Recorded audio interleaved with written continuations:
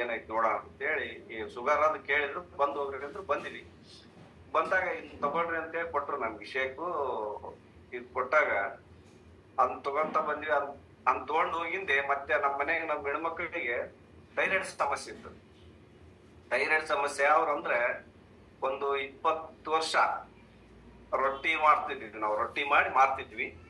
ಅವ್ರು ಬೆಳಿಗ್ಗೆ 10 ಗಂಟೆಗೆ ಕುಂತ್ರೆ 4 ಗಂಟೆಗೆ ಹೇಳಾರ ಬೇಸಕ್ಕ ಅವ್ರಿಗೆಲ್ಲ ಅಲ್ಲೇ. ಅವ್ರಿಗೆ ಭಾರಿ ಥೈರಾಯ್ಡ್ ಸಮಸ್ಯೆ, ಮೊಣಕಾಲ್ ನೋವು ಭಾರಿ ಇತ್ತು.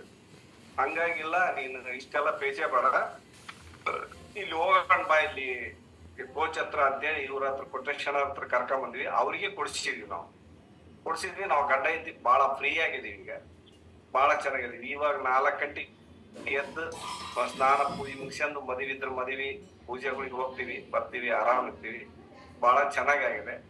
ಶುಗರ್ 495 ಇತ್ತು. 495 ಇದ್ದದ್ದು ಈಗ 100 ಚಿಲ್ಲರೆ ಇದೆ. ಶುಗರ್ ಕಡಿಮೆ ಆಗಿದೆ.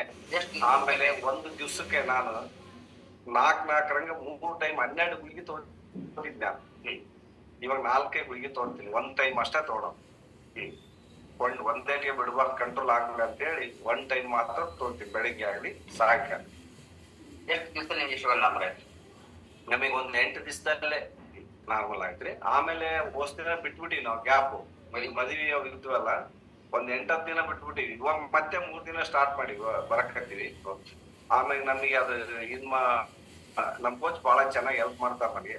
ಬಹಳ ಚೆನ್ನಾಗಿದೆ. ಬಹಳ ಈ ಸಿಸ್ಟಮಿಗೆ ಬಂದಿದ್ದು ಬಹಳ ಚೆನ್ನಾಗಿ ಆಗಿದೆ. ಒಳ್ಳೆ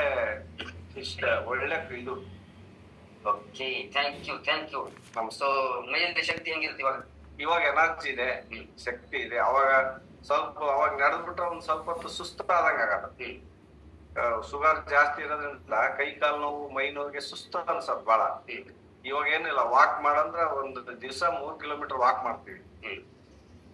ಮಾಡ್ತೀವಿ. ಮತ್ತೆ ಆಕ್ಟಿವಿಟೀಸ್ ಇರ್ತೀವಿ. ಊಟ ಮಾಡ್ತೀವಿ. ಹಸು ಜಾಸ್ತಿ ಆಗುತ್ತೆ. ಹಸು ಹೊಟ್ಟೆ ತುಂಬಾ ಊಟ ಮಾಡ್ತೀವಿ. ನಿದ್ದೆ ಫುಲ್ ನಿದ್ದೆ ರೀ.